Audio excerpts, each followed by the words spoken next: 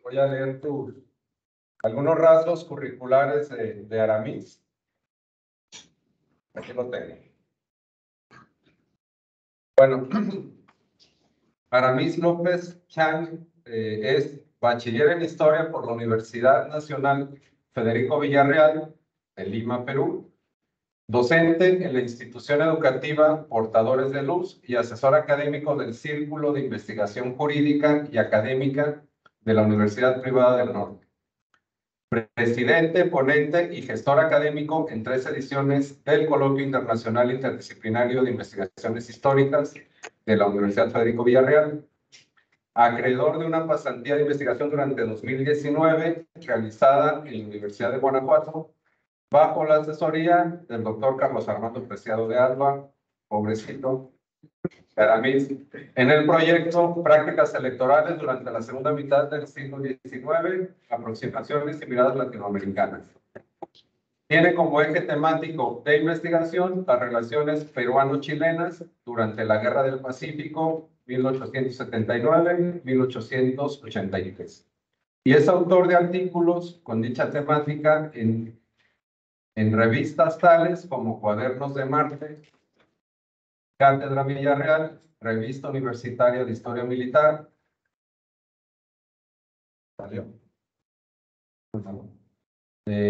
Revista Universitaria de Historia Militar, Jóvenes en la Ciencia de la Universidad de Guanajuato y Cuadernos de la Facultad de Humanidades y Ciencias Sociales de la Universidad Nacional de Jujuy. Y bueno, es parte de su trayectoria, tiene una vasta experiencia como investigador sobre todos estos temas, y hoy nos va a hablar, como ya les había anunciado, de diversos ámbitos, aspectos que tienen que ver con la guerra. Este título que él le ha puesto, que le ha llamado Historia, Historiografía y Memoria Colectiva en Perú, Bolivia y Chile. Adelante, Aramis, te escuchamos con atención. Buenas tardes. Gracias, Armando, nuevamente por la invitación, por la oportunidad de poder compartir con tus estudiantes. Primero quiero confirmar si se me escucha bien, ¿todo normal? Sí, todo bien. ¿Se ve la presentación también? ¿Sí? Ok. Sí, todo bien. Ok, perfecto. Bien, entonces, como decía, primero agradecer la invitación. Para mí es una importante ocasión para poder compartir algunos avances de investigación, sobre todo de un tema del cual he venido desarrollando a lo largo de estos años, ¿no? Y lo más importante es el intercambio que se puede hacer de este tipo de temáticas, ¿no? Sobre todo en el curso que está dirigiendo Armando, ¿no? Sobre México y América Latina, ¿no? Y sobre una guerra, una de las guerras del siglo XIX más importantes que hubieron en Sudamérica, ¿no? Que es la Guerra del Pacífico, que junto con la Guerra del Chaco son guerras de alguna manera importantes y que todavía de alguna manera tienen una influencia tanto en las identidades como en la memoria colectiva de los países que la han atravesado, ¿no?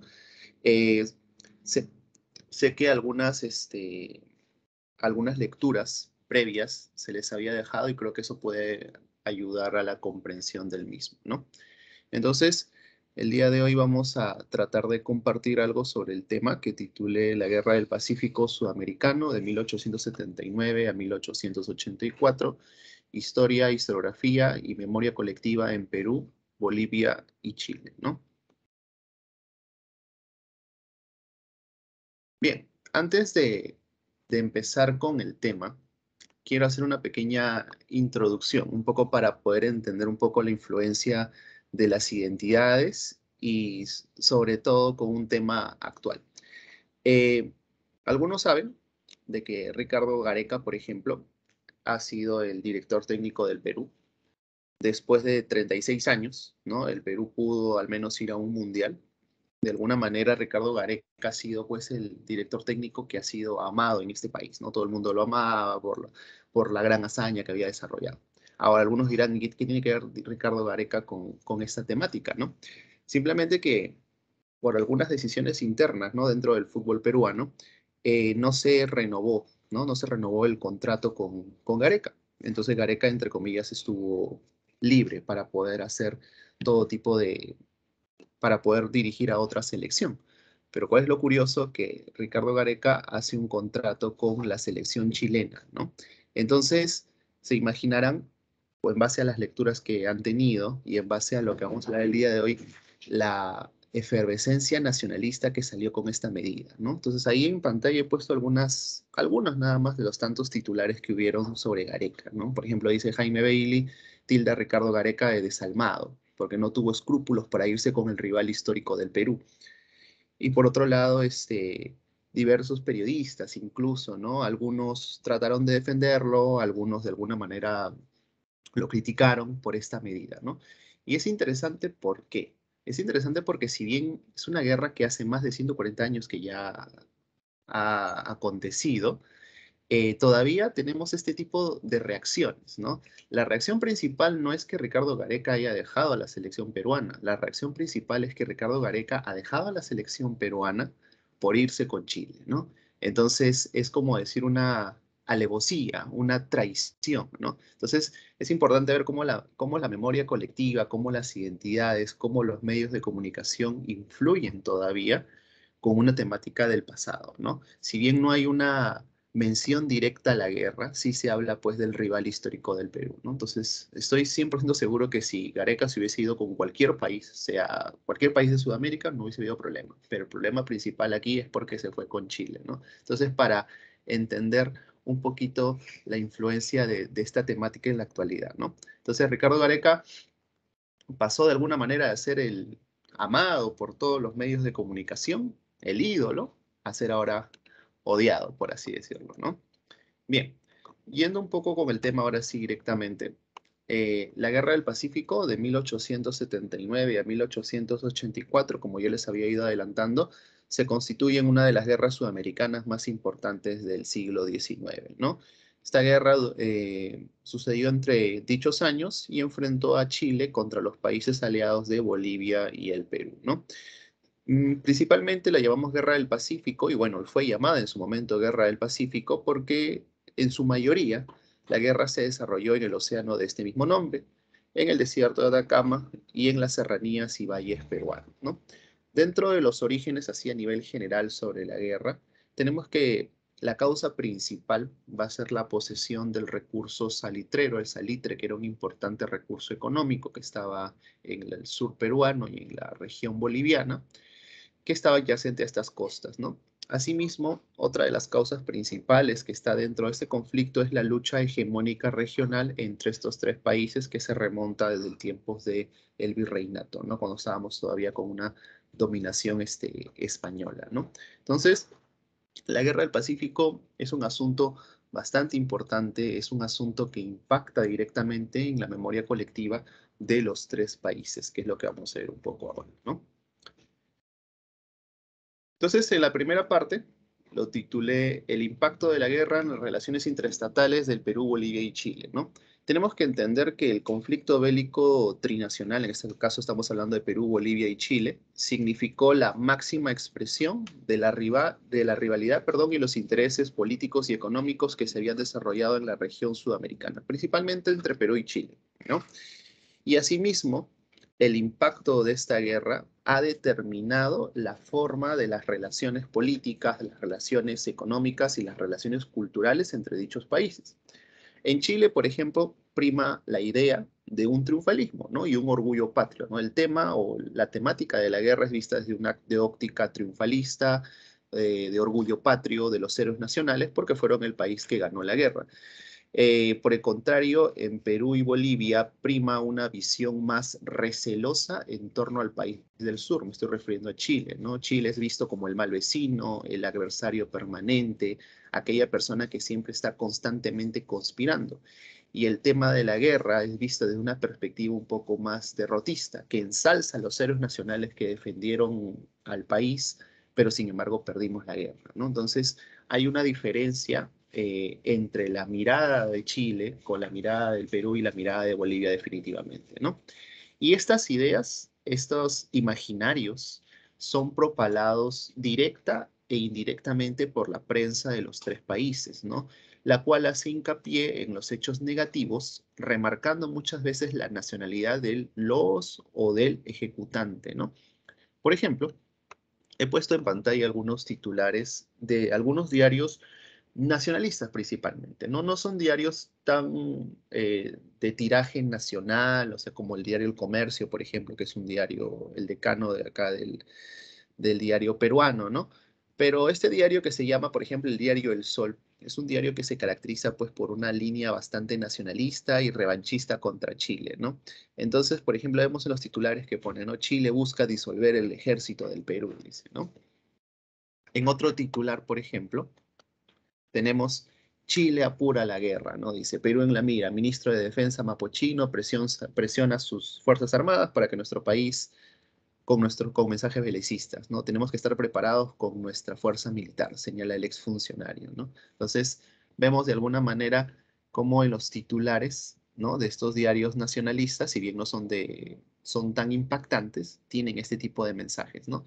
Pero sin embargo, no solamente esta prensa nacionalista es la que hace hincapié en ello, ¿no? Sino también las noticias sobre algunos incidentes vandálicos, ¿no? Por ejemplo, no es muy raro, lamentablemente, que en Machu Picchu, que es nuestra principal maravilla del mundo, en determinadas ocasiones algunos malos turistas cometen algunos actos vandálicos, ¿no? En alguna ocasión han pintado, han grafiteado literalmente lo que son algunos muros incas, etcétera, ¿no? Entonces, ¿cuál es lo curioso de esta noticia, no? Que la noticia hace hincapié en la nacionalidad de la persona, ¿no? Dice, detienen a chileno por atentar contra el patrimonio en Machu Picchu. En muchas otras noticias, cuando han habido ese tipo de incidentes, ¿no? Siempre ponen, ¿no? Detienen a turista extranjero por atentar contra tal patrimonio, ¿no?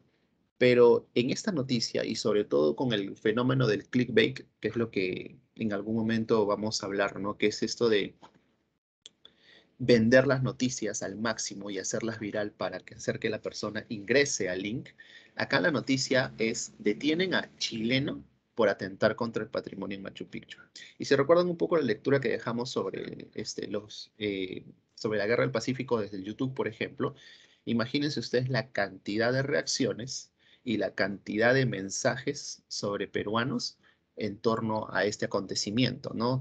Tildando pues a los chilenos de envidiosos, de que cómo es posible, de que siempre son los Caín de América, que son unos destructores, que tienen odio al Perú, que en algún momento va a haber un momento de resarcir los errores, de poder vengarse, ¿no? Etcétera, ¿no? Entonces vemos aquí cómo la prensa de alguna manera directa e indirectamente hace hincapié en los hechos negativos, remarca la nacionalidad porque es lo que vende y sobre todo porque todavía la guerra, todavía los imaginarios sobre la guerra tienen un impacto directo sobre la forma en cómo se dan nuestros tipos de relaciones políticas, ¿no? Y creo que está de más hablar incluso hasta del pisco, ¿no? El pisco, que es la bebida nacional del Perú, por así decirlo, siempre ha estado en una disputa hace algunos años con el país chileno, ¿no? Porque más que un conflicto de origen, es un conflicto, yo lo veo, de origen comercial, ¿no? En cualquier lugar del mundo, la palabra pisco hace memoria a lo que es el trago bandera del Perú, ¿no? Es un asunto netamente comercial. En Chile también tienen un determinado tipo de pisco, pero hay un conflicto comercial entre Perú y Chile por el uso exclusivo del término pisco. En algún momento se planteó incluso que se use el término pisco chileno, pisco peruano. Sin embargo, acá es un asunto o un conflicto netamente comercial, ¿no? Sin embargo, este asunto netamente comercial siempre es remarcado por la prensa, ¿no? Entonces, de vez en cuando hay algunas noticias en torno a cuando algunos empresarios chilenos del pisco buscan apropiarse del término pisco para poder vender este producto y siempre hay este tipo de reacciones. Incluso es muy clásico que cuando viene cualquier tipo de cantante, artista, ¿no? Extranjero al Perú y se le invita el pisco, tratar de escuchar sus declaraciones sobre qué pisco es mejor o cuál es el verdadero pisco, que es el pisco peruano, ¿no? Entonces, netamente en torno a la cultura, en torno a la política, en torno a asuntos que, entre comillas, podrían pasar desapercibidos, como son las bebidas nacionales, todavía estos imaginarios eh, decimonónicos, bueno, también del siglo XX, impactan en la memoria colectiva actual, ¿no? Sigamos. Eh, Incluso, más allá de este impacto de estas ideas, vemos también cómo las ideas de revanchismo y reivindicación de lo perdido también están inmersas, ¿no? En el caso boliviano se ve más remarcado, ¿no? Tanto Bolivia como Perú, que fueron los países que perdieron la guerra, conservan una memoria histórica, una memoria colectiva, que también incluye un ansias de revanchismo por recuperar las provincias perdidas. Perdón. En el caso peruano, después del Tratado de Lima, nosotros perdemos lo que es la ciudad de Arica y recuperamos la ciudad de Tacna, ¿no? Mientras que ya habíamos perdido totalmente Tarapacá desde el fin de la guerra. En el caso boliviano, producto de la guerra, se vuelve un país, entre comillas, mediterráneo, porque pierde la salida o el acceso soberano al mar. Entonces, desde esa época ha sido una premisa y una política nacional, podríamos decir, por parte del gobierno boliviano, el acceso al mar, ¿no? Entonces, estas ideas de revanchismo, estas ideas de reivindicación sobre lo perdido todavía perduran en la memoria colectiva peruana y boliviana. En el caso peruano, si bien todavía perdura, no es tan fuerte como en el caso boliviano, ¿no? En el caso boliviano es una especie de trauma del siglo XIX que todavía sigue arrastrando a la población. Y sobre todo cuando hablamos que entre comillas, trauma histórico que tiene la nación boliviana es asusado por la política interna de dicho país, ¿no? Entonces, no nos sorprenda, por ejemplo, que en el país boliviano hay un día específico en el calendario festivo de Bolivia que se llama el Día del Mar, a pesar de que Bolivia ya no tiene una salida al mar. Y en el Día del Mar se conmemora, se reivindica que Bolivia en algún momento debe retornar su salida soberana al mar, ¿no? Y se da toda una serie de ceremonias de efervescencia patriótica, incluso los niños, como ven acá, se visten con la vestimenta del tiempo de la Guerra del Pacífico, de los soldados de los Colorados, los niños se visten de marineros, se hacen barquitos, se sacan las banderas nacionales, etcétera, ¿no? Incluso hay un himno al mar, y en el himno al mar se le canta a las regiones perdidas, que en algún momento se va a recuperar, ¿no? Entonces es interesante eso, no estamos hablando del siglo XXI, y estamos hablando de una guerra de hace más de 140 años. En el caso peruano, este afán revanchista todavía lo mantenemos. Como le digo, no, como lo digo, perdón, no es tan fuerte como en el caso boliviano, para hablar de una festividad donde recordemos recuperar nuestras regiones perdidas, pero todavía está presente, ¿no? Un ejemplo de ello, solamente por citar, he puesto esta asociación que existe ahorita que se llama Astrapa. Es una asociación minúscula, pequeña, ¿no? Pero me parece interesante la postura de ellos, ¿no? Astrapa es una organización, una asociación que, entre comillas, busca recuperar Arica y Tarapacá, ¿no? Que son las regiones perdidas, ¿no? Entonces, dentro de sus fundamentos ponen de que es un tratado que no fue firmado por el Congreso en medio de una guerra y que podemos apelar ante la Corte Interamericana, entre otras instancias legales para recuperar estas regiones, ¿no? Entonces, es interesante ese tipo de alguna manera, de imaginarios y ese impacto que ha tenido, ¿no? Por ejemplo, como les decía, el himno al mar, ¿no? En su parte del coro dice, ¿no? Levantemos nuestra voz por nuestro litoral, que pronto tendrá Bolivia otra vez su mar, su mar. Luego dice, Antofagasta, tierra hermosa, Tocopilla, Mejillones junto al mar, con cobija y calama, otra vez a Bolivia volverán. Antofagasta, Tocopilla, Mejillones, Cobija y Calama actualmente son regiones chilenas. Sin embargo, hasta el día de hoy se sigue cantando este himno al mar, ¿no? Buscando un acceso soberano. Entonces es interesante ello, ¿no? Eh, por otro lado, en el siglo XXI, estamos hablando en la actualidad, se han buscado, afortunadamente, mecanismos pacíficos para solucionar lo que consideramos diferendos marítimos, principalmente entre Perú, Bolivia y Chile, ¿no? Estas demandas fueron interpuestas ante la Corte Internacional de Justicia en La Haya, por ejemplo, en el caso peruano, del año 2008 al 2014 y en el caso chileno del año 2013 al año 2018. En el caso peruano se interpuso una demanda ante la Corte Internacional de Justicia en La Haya debido a que después del último tratado que tuvimos con Chile, que es el Tratado de Lima, en 1929, si bien quedó zanjado lo que es la frontera territorial con Chile, no había quedado zanjada la frontera marítima, ¿no? Entonces se interpone una demanda porque mientras la posición chilena decía que la frontera marítima era este punto azul que estamos viendo aquí en pantalla, la posición peruana era que la frontera marítima era una línea equidistante, la que está aquí de color rojo, ¿no? Entonces, hay un diferendo marítimo, se apela ante la Corte Internacional de Justicia de La Haya, la cual revisa el caso, se da una serie de ponencias por parte del Perú, por parte de Chile, y al final se llega a un veredicto, ¿no? El veredicto en realidad, si ustedes lo ven, es un poquito más salomónico, ¿no? Confirma la frontera entre Perú y Chile, pero al final también hace una especie de línea equidistante, con la cual el Perú recupera una especie de triángulo marítimo que pasa a ser soberanía del Perú, y Chile de alguna manera pierde ese triángulo, pero mantiene una cierta parte, ¿no? Como lo digo, fue una solución más salomónica por parte de la Corte Interamericana, que le dio la razón al Perú en ciertos aspectos y le dio la razón a Chile en ciertos aspectos.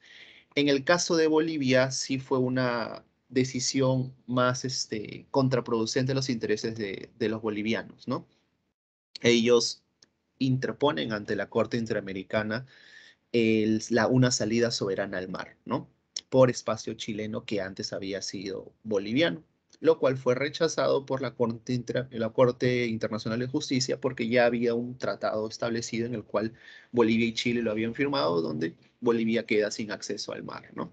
Entonces, se imaginarán ustedes cómo las medidas fueron tomadas en ambos países, ¿no? En el caso peruano, después de esta decisión, que si bien no nos da la razón al 100% y es una especie de salida salomónica, fue tomada con un entusiasmo y patriotismo, ¿no? El presidente de ese entonces, Ollanta Humala, hace una especie de ceremonia en la Plaza de Armas, la gente sale a las calles con banderas, ¿no? Vivando el haber triunfado, a pesar de que no fue así al 100%, ¿no? En el caso boliviano, con el presidente de ese entonces, Evo Morales, la posición nacionalista era bastante remarcada e incluso cuando se interpuso esta demanda ante la Haya de 2013 al 2018, el afán nacionalista se quintuplicó, por así decir de alguna manera. Sin embargo, no se les dio la razón, ¿no?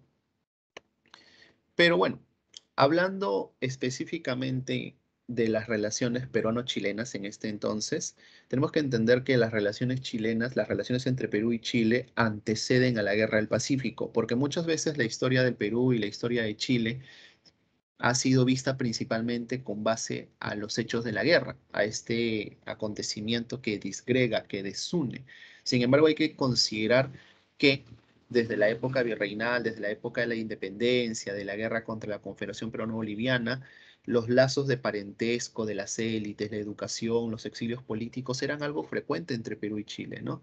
Y estos anteceden a la Guerra del Pacífico a pesar de lo que comúnmente se cree, ¿no? Y en realidad las relaciones entre ambos países no se han podido fracturar completamente. Y hay que considerar que una cosa son los imaginarios, la memoria colectiva que puedan ver en las capitales de los países y otra muy diferente es las reacciones o la memoria, por ejemplo, de las fronteras. En el caso de la frontera Tacna y Arica, que son dos regiones, tanto peruana como chilena, y que tienen un acceso directo fronterizo, la relación es totalmente distinta, ¿no? Es totalmente distinta, ¿no? Actualmente Tacna es una de las regiones que tiene mayor impulso económico gracias o indirectamente a Chile, ¿no? Muchas de las personas o turistas chilenos llegan a la ciudad de Tacna constantemente y es un disgregar, ¿no? Es una especie de frontera abierta, ¿no? Muchos negocios peruanos en Tacna prosperan gracias a la llegada de tantos turistas chilenos, ¿no? Por X motivos, ¿no? Algunos turistas chilenos afirman de que la salud, la educación, la comida en Tacna es un poco más barata y van con un capital a la ciudad de Tacna a comprar, a consumir, etcétera, ¿no? Entonces es importante, incluso hay algunos reportajes que resaltan esto, ¿no? Entonces un poco contrasta con la imagen o con el imaginario que puedan haber en otras ciudades del país contra Chile, ¿no? Aquí vemos cómo la dinámica social y económica de las fronteras van a ser siempre diferentes a las grandes urbes, ¿no? Esta especie de relación entre centro y periferia, ¿no? Bien, ahora vamos a dar un poco de contexto histórico de cómo surge o cómo surgen esta serie de imaginarios o este conflicto de identidad, principalmente ahorita entre Perú y Chile, ¿no?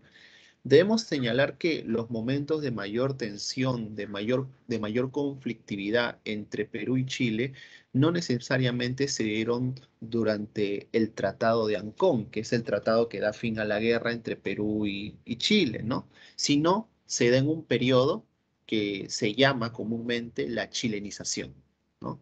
¿Qué fue la chilenización? Antes de un segundo tratado, y vamos a dar un poco de contexto. En 1883 se termina la guerra y se firma un tratado entre Perú y Chile, que es el Tratado de Ancón. En el Tratado de Ancón se estipulaba que Perú perdía totalmente y cedía permanentemente la región de Tarapacá, que es la región salitrera, ¿no? El principal motivo, el leitmotiv de la guerra. Pero también en el Tratado de Ancón se estipulaba que las regiones de Tacna y Arica pasaban a posesión chilena por 10 años. Luego de 10 años se tenía que llevar a cabo una especie de plebiscito para decidir con qué país se quedaban estas regiones. El país ganador tenía que dar una pequeña indemnización al país perdedor de este plebiscito. Pasaron los 10 años y no se llevaron a cabo este plebiscito, sino recién en 1929, durante el gobierno de Augusto Bernardino Leguía en nuestro país, se lleva a cabo el famoso Tratado de Lima, donde queda zanjada nuestra frontera territorial con Chile, en la cual nosotros recuperamos la región de Tacna, pero cedemos la región de Arica, ¿no? Pero antes de 1929 se da un fenómeno bastante cruento que se llama la chilenización, que fue el intento chileno por ocupar la zona y tratar de expulsar todo elemento peruano vigente, desde la educación, desde la escuela, y sobre todo hay una memoria muy fuerte en la ciudad de Tacna, que se considera la ciudad heroica, sobre la chilenización, ¿no? La chilenización consistió, por ejemplo, en la expulsión de sacerdotes peruanos, la expulsión de educadores peruanos, la prohibición de cantar el himno nacional, la prohibición de banderas peruanas y todo tipo de ceremonia patriótica que recuerda al Perú antes del Tratado de 1929. Entonces, es en esta época donde se va gestando estos imaginarios y sobre todo esta imagen que hay del mal hermano, del mal vecino, del chileno malo, del chileno invasor, del chileno bárbaro, etcétera, ¿no? Incluso en el caso peruano hay un interés político estatal en reforzar la imagen de Chile como el mal hermano y el agresor, mientras el Perú como víctima, ¿no? Y eso se ve claro, el objetivo es reincorporar o recuperar las provincias cautivas, ¿no? Incluso tenemos aquí una propaganda peruana de ese entonces que dice, ¿no? Tened confianza, seréis peruanos, ¿no? Una propaganda que se enviaba a las regiones cautivas, ¿no?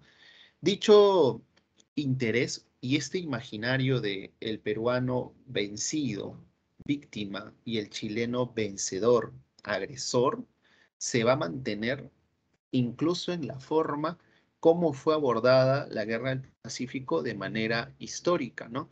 Esta actitud de ponernos, esta actitud victimista y este relato dicotómico de peruano bueno, pero perdedor, y chileno malo, pero vencedor, consolidó un imaginario de posguerra entre víctima y victimario. Y este imaginario y este estereotipo se ejecuta o se da origen después de la Guerra del Pacífico durante este periodo que llamamos la chilenización, ¿no? Para poder entenderlo.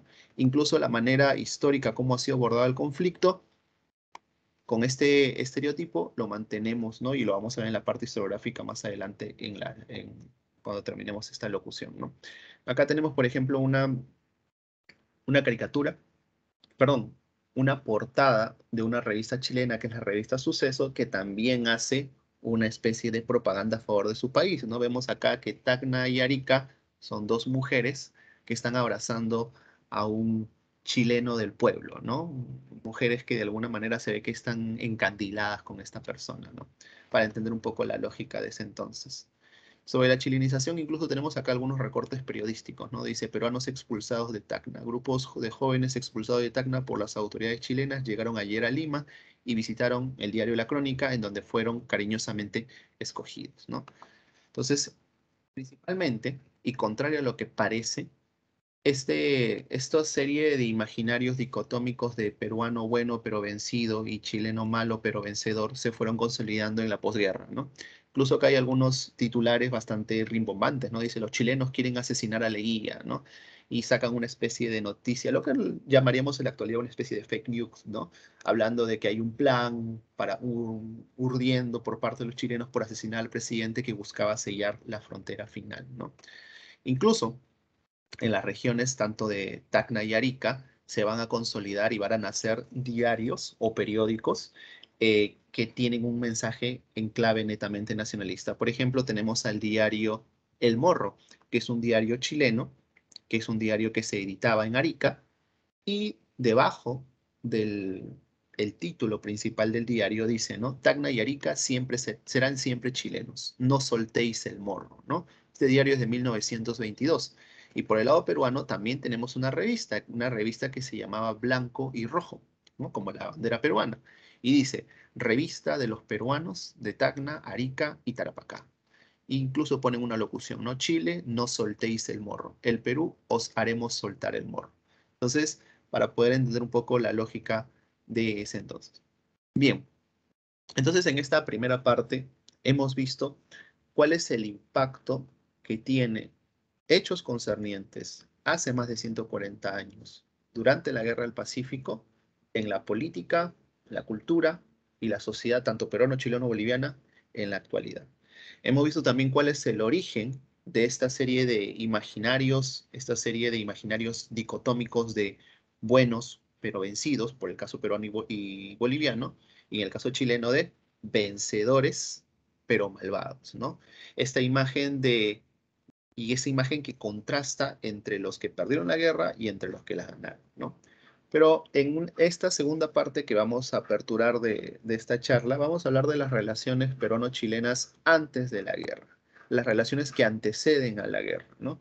Porque muchas veces, como ya lo había dicho, la Guerra del Pacífico es vista como un acontecimiento con el cual se inicia las relaciones, la desconfianza entre Perú y Chile. Sin embargo, antes de la guerra hay hechos que incluso nos demuestran no solamente sucesos conflictivos, sino sucesos incluso de intercambio entre estos dos países, ¿no? Vamos a poner un ejemplo, ¿no? Y hemos tratado de resumir porque no se trata de dar una clase sobre Perú y Chile a través de la historia, pero sí trata de resumir algunos hechos, ¿no? En la época virreinal, por ejemplo, hubo una relación de dependencia de Chile con Perú, ¿no? Acordémonos que en la época virreinal el Perú era pues un virreinato, al igual que el virreinato de Nueva España, ¿no? Sin embargo, en el caso chileno era una capitanía general, ¿no? Al mando de un capitán general. Y en un primer momento hay una relación de dependencia de parte de Santiago, de parte de Chile, hacia el Perú en cuanto a lo que es mecanismos de defensa, armados, comercio, comunicaciones. Hay una relación comercial bastante estrecha, ¿no? El trigo chileno es muy solicitado en el caso peruano, entre otras cosas, ¿no? Eh, en el caso peruano-boliviano, por así decirlo, durante la época virreinal también, la separación del Alto Perú hizo y dio origen al nacimiento de Bolivia como nación, ¿no? Acordémonos que antes de que Bolivia sea un país independiente, formaba parte del Perú, en lo que conocíamos como el Alto Perú, y luego con Bolívar y Sucre se independizan, ¿no? Pero bueno, en la época independentista, en el siglo XIX, estamos hablando del impacto de las Cortes de Cádiz, estamos hablando de los primeros movimientos continentales. La relación peruano-chilena es bastante estrecha, ¿no? Porque hay un financiamiento de la expedición al mando del general don José de San Martín, argentino, para liberar al Perú, ¿no? Con un afán netamente político y económico, ¿no? San Martín y la expedición del sur, que se va a llamar este movimiento que había empezado en Argentina, había independizado Chile y que iba rumbo al Perú, tenía el siguiente objetivo y se sabía que mientras no se independizara al Perú, se corría el riesgo latente a que este país se vuelva un foco contrarrevolucionario y las independencias de los países del sur no estén aseguradas, ¿no? Esta expedición fue financiada por capital chileno, principalmente de los comerciantes de la ciudad de Valparaíso, Y se resalta también el rol protagónico no solamente de San Martín, que es tan elogiado en este país, sino también de Bernardo Higgins, que fue presidente chileno, y de Lord Thomas Cochrane, que era un inglés, ¿no? Entonces, de alguna manera, vemos una primera relación de una relación que se da entre estos dos países en torno a nuestra propia independencia. Sin embargo, contradictoriamente, son muy pocos los medios de comunicación o es muy poca la información que llega a las masas, por así decirlo, a través de la educación, donde se resalta, pues, de alguna manera el apoyo chileno, ¿no? Si ustedes viajan a Lima, por ejemplo, y van al centro histórico de Lima, una de las primeras cosas con las cuales se van a encontrar más allá de la Plaza de Armas es el monumento que hay a Don José de San Martín, en la famosa Plaza San Martín, ¿no? Y eh, se resalta mucho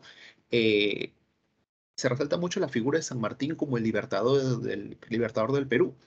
Sin embargo, poco se habla de que el libertador del Perú estuvo al mando de una expedición que fue financiada principalmente por capital chileno, ¿no? Entonces, es un poco lo contradictorio, ¿no? Avanzando un poco en la historia, vemos ahí un primer momento de conflicto, y es el momento del conflicto de la Confederación Peruano-Boliviana. Podríamos hablar que esto de la Confederación Peruano-Boliviana es uno de los primeros intentos federales que hubieron en el Perú, ¿no? Actualmente nosotros somos una república, entre comillas, descentralizada, pero en ese entonces se planteó por el lado peruano y boliviano hacer una unión de los dos estados, tanto del Perú como de Bolivia, por las raíces históricas, sociales, culturales y políticas que mantenían, y con el objetivo de volverse una potencia a nivel sudamericano, ¿no? Se va a desatar una guerra contra Chile porque Chile verá en la unión de Perú y Bolivia un peligro latente, no solamente para su economía, sino para su supervivencia. De alguna manera también Argentina lo vio de esa manera, ¿no? Entonces, esta primera guerra, que algunos incluso la consideran como la primera guerra del Pacífico, en este primer momento se evidencian pues las rivalidades comerciales por quién será la próxima potencia hegemónica de Sudamérica. Recordemos que el Callao, puerto peruano, había sido siempre principalmente el puerto principal de Sudamérica, pero después de la independencia el Callao pierde, después de la independencia y las reformas borbónicas, para ser específicamente, pierde este estatus de puerto principal porque sale competencia, por así decirlo, con el puerto de Valparaíso en Chile y en Buenos Aires, ¿no? Eh, Tendríamos que también resaltar lo que es la doctrina portaliana, ¿no? El ministro Diego Portales, que era un ministro chileno, afirmaba que la consolidación de la Confederación Peruano-Boliviana era una amenaza directa a los intereses políticos y económicos de Chile. Esta guerra se da entre 1836 y 1839. Si ponemos una cartita nada más, por ejemplo, del ministro Portales que le envía a Manuel Blanco Encalada, vamos a entender la posición chilena de ese entonces, ¿no? Y dice, ¿no? La posición de Chile frente a la Confederación no puede ser tolerada ni por el pueblo ni por el gobierno, porque ello equivaldría a su suicidio. No podemos mirar sin inquietud y la mayor alarma la existencia de dos pueblos confederados, y que a la larga, por la comunidad de origen, lengua, hábitos, religión, ideas, costumbres, formarán, como es natural, un solo núcleo. Y luego remarca esto, ¿no? Unidos estos dos estados, aun cuando no más sea que momentáneamente, serán siempre más que Chile, y en todo orden de cuestiones y circunstancias. La confederación debe desaparecer para siempre, jamás, del escenario de América, por su extensión geográfica, por su mayor población blanca, por las riquezas conjuntas del Perú y Bolivia, por el dominio que la nueva organización traería de ejercer en el Pacífico, arrebatándonos. Las fuerzas navales deben operar antes que las militares. Debemos dominar para siempre en el Pacífico. Esta debe ser su máxima ahora y ojalá fuera la de Chile para siempre. Entonces, la posición chilena a través del primer ministro Portales queda bastante evidenciada, ¿no? No se podía permitir la existencia de esta confederación porque atenta directamente a los intereses comerciales y políticos de Chile. Por eso algunos lo consideran, por así decirlo, la primera gran conflagración entre Perú, Bolivia y Chile en ese entonces. Sin embargo, después de este primer momento conflictivo, se da un momento bastante diferente, que es el momento del americanismo, donde afloran de alguna manera los sentimientos de unión y hermandad. En 1860 es una coyuntura bastante crítica para América Latina, ¿no? Creo que más ustedes, siendo mexicanos, entenderán eso en la parte historiográfica, ¿no? Vemos, por ejemplo, cómo se da esta reacción de algunas potencias europeas por recuperar antiguas colonias americanas o por invadir, ¿no? La invasión de México, la invasión de ciertas partes de Centroamérica se va a dar en este contexto. Cuando llegan las noticias a Lima, a Santiago de Chile, a La Paz en Bolivia, a Buenos Aires en Argentina, a Quito en Ecuador, sobre cómo en el norte se están dando estos intentos de restauración por parte de algunas potencias europeas en América Latina, hay una reacción inmediata, que es la reacción del americanismo, ¿no? Que es buscar la unión política, económica, cultural e ideológica de estas naciones frente a la amenaza presente en el norte, ¿no? Se dan una serie de conferencias, una serie de movimientos continentales que es importante analizar y que de alguna manera, por ejemplo, el historiador Gabriel Cid ha analizado en el caso peruano-chileno, ¿no?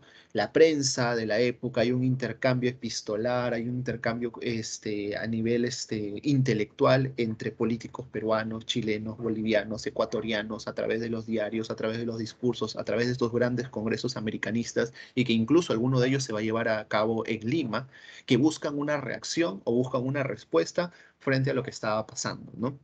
Y este americanismo va a culminar con un movimiento conflictivo, no entre estos países, sino contra España, ¿no? En 1864, una expedición, entre comillas, científica española llega a las costas del Callao, llega a las costas de Chile, y una de las primeras medidas será tomar las islas de Chincha, que en ese entonces el principal recurso económico del Perú era el guano, que era el excremento de las aves, el oro blanco de ese entonces, el excremento de las aves que era vendido a Europa, y España decide tomar estas islas en posesión hasta que Perú pagara una indemnización que no se había pagado desde el tratado que había tenido con España en 1824 en tiempos de la independencia. La reacción es efervescente. En Lima se comienzan las personas a enrolarse al ejército buscando las armas. Los diarios de la época van a movilizar un discurso en contra de España, a favor de la Unión, y paradójicamente en Chile se solidarizan con lo que se está viviendo en el Perú y también buscan, de alguna manera, una respuesta directa al conflicto. Tanto es así que Chile le declara la guerra, de alguna manera, a España en defensa del Perú. Y Chile tiene uno de los acontecimientos más trágicos de su historia republicana. Su principal puerto, el puerto de Valparaíso, va a ser bombardeado por la escuadra española en el año 66. Y poco tiempo después, la escuadra española estaba a punto de llegar a las costas del Callao. Y desde el Callao se va a hacer una defensa del puerto, al cual lo llamamos nosotros el famoso combate del 2 de mayo, donde las fuerzas españolas van a ser derrotadas. En realidad, tanto en Perú como en España hay dos versiones alternativas. Para los españoles, el propósito no era invadir el Perú, simplemente castigar la afrenta que se había hecho a España y bombardear el puerto del Callao. Y para los peruanos se logró vencer a los españoles porque no lograron desembarcar ni lograron destruir el puerto, y hubo un intercambio, un combate que terminó con el retiro de la parte de la flota española y su regreso a su continente, ¿no? Pero más allá de los hechos exclusivos de esta guerra que nosotros conocemos como la guerra contra España, del 64 al 66, es ver cómo en el año 66, producto de esta efervescencia nacionalista, pues veíamos la unión entre países como Perú, Bolivia y Chile. Incluso esta guerra se va a afrontar con la famosa cuádruple alianza. Perú se va a aliar con Chile, con Bolivia y con Ecuador. De hecho, el único país que va a dar un apoyo militar directo será el país chileno, con el cual van a combatir incluso las flotas. Ahora, ¿cuál es lo interesante? Que en la década del 60, los mismos actores que habían peleado en esta guerra contra España se van a enfrentar 10 o 15 años después en la Guerra del Pacífico, ¿no? Y de estos discursos de camaradería, de unión, de fraternidad entre peruanos y chilenos, en el año 79 se pasará a discursos de odio, remarcando lo civilizado e incivilizado que está el otro, se da un discurso de otredad, de golpear a la otra persona, y que llevan al conflicto de la Guerra del Pacífico como tal, ¿no? Que ya de alguna manera hemos remarcado, ¿no? La causa real y objetiva de la Guerra del Pacífico, la posesión del recurso salitrero, que estaban en las costas del sur peruano, como vemos aquí, y en las costas bolivianas. Las causas aparentes por las cuales se dieron la guerra, se da un impuesto de 10 centavos, en el caso de territorio boliviano. Hilarión Daza, que era el dictador, el presidente de Bolivia en ese entonces, decide dar un impuesto de 10 centavos por cada quintal de salitre que se exporte de esta zona. Hay que recordar que esta zona y la zona peruana principalmente tenía mucha presencia de capital chileno e inglés, de empresarios chilenos e ingleses que exportaban este tipo de recursos, y que ya en el año 73, ya en el años anteriores a la guerra, había un tratado limítrofe entre Chile y Bolivia y un acuerdo de no subir los impuestos por 10 años, pero de alguna manera Hilarión Daza da la vuelta a esto, decide subir 10 centavos, y por eso que algunos llamaban esto una causa aparente, ¿no? Porque aparentemente lo que desencadenó el conflicto son los 10 centavos. Es como hablar, por ejemplo, de la Primera Guerra Mundial. No podemos decir que la Primera Guerra Mundial fue causada por aquel disparo que hicieron en Sarajevo, ¿no? Sino que ya sabíamos que había una serie de conflicto, había un recelo entre los países imperialistas durante ese tiempo. Igualito, si bien la causa aparente o lo que detonó la guerra fue este impuesto de 10 centavos, tenemos que considerar que previamente ya había una relación de recelo y la causa principal fue el dominio del salitre. Además, que en el año 73 Perú y Bolivia habían firmado un tratado secreto de alianza defensiva para que en caso de algún conflicto con cualquier país estén unidos y estén obligados a defenderse. Este tratado de alianza defensiva también va a ser tomado con Chile como una especie de eh, justificación para el desarrollo de la guerra, ¿no? Pero sobre estos asuntos hay un debate historiográfico hasta el día de hoy, ¿no? Que no es el motivo ahorita de profundizar, ¿no? Mientras los aliados, o sea, peruano-bolivianos, perdón, señalan que este tratado era estrictamente de mutua defensa frente al expansionismo chileno, Chile, por el contrario, señala que esto evidencia una conspiración contra su país, ¿no? Entonces ahí vemos dos miradas de alguna manera contrapuestas a nivel historiográfico también, ¿no? En cuanto al sistema de alianzas posibles en la guerra, por ejemplo, Perú, Bolivia y la Argentina, Chile y el Imperio de Brasil, ¿no? Perú, Bolivia y Argentina de alguna manera tuvieron una posición más sólida, fueron un poco más unidos y hubo una especie de colaboración. Si buscamos la posición latinoamericana frente a la guerra de 1879, veremos que Argentina apoyaba directamente a los aliados, aunque se ceñían al principio, todos los países se van a ceñir al principio de la neutralidad, de no intervenir en la guerra, pero en política interna la, era muy diferente, pues, ¿no? La posición, ¿no? Entonces, en el caso argentino podemos resumirnos que hubo un apoyo a los aliados. En el caso de Venezuela fue muy crítico con Chile. En el caso de Colombia fue neutral, pero permitió el paso de armamentos para el Perú por el Istmo de Panamá. Por ahí llegó mucho armamento al Perú. Ecuador tuvo una posición bastante ambivalente, mientras que Brasil tuvo una posición de mayor apoyo hacia Chile, ¿no? Bien, para terminar y no extenderme más, porque el propósito de esta charla es dar algunos alcances, tanto históricos sobre la memoria e historiográficos sobre el tema, pero la parte más enriquecedora, creo yo, es la parte del diálogo que hay con ustedes, ¿no?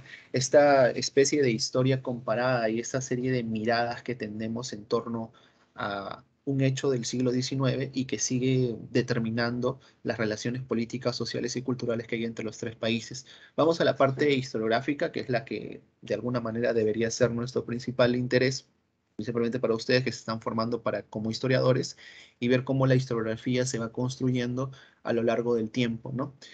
En el caso historiográfico peruano, la Guerra del Pacífico se constituye como un punto de quiebre, un momento fundacional, un momento traumático, al igual que la época de la conquista, al igual que la época de la guerra de independencia e incluso al igual que la época de lo que llamamos en el Perú el conflicto armado interno o la época del terrorismo, donde hay agrupaciones como Sendero Luminoso y el Movimiento Revolucionario Tupac Amaru que desencadenaron toda una guerra entre el año 1980 y el año 2000, ¿no? Que ese es otro punto. Si queremos dividir la historiografía peruana en torno a la guerra en algunas etapas, debemos considerar que en un primer momento hay una época que podríamos titular como la crónica de los vencidos. En esa crónica de los vencidos tenemos a todos los relatos y toda la construcción narrativa que hay sobre la guerra por parte de sus protagonistas, tanto civiles o militares. Hay un intento también de elaborar una historia general de la guerra por parte de extranjeros. Tenemos el caso de Tommaso Caivano, que es un italiano, Robert Markham, que es un inglés, y Shibati, que es un italiano también. Entonces, estas tres personas extranjeras buscan hacer una historia general de la guerra en el año 82, 83, 84 aproximadamente, ¿no? Sin alejarse claramente de sus preferencias, ¿no? Que hay en ese entonces, ¿no? Caivano en el relato es un poco más pro-peruano, Marcan también es un poco más pro-peruano, mientras Chivati es un poco más pro-chileno, ¿no? En cuanto a las memorias de protagonistas que van siendo publicadas, también no están alejadas pues de la justificación política, ¿no?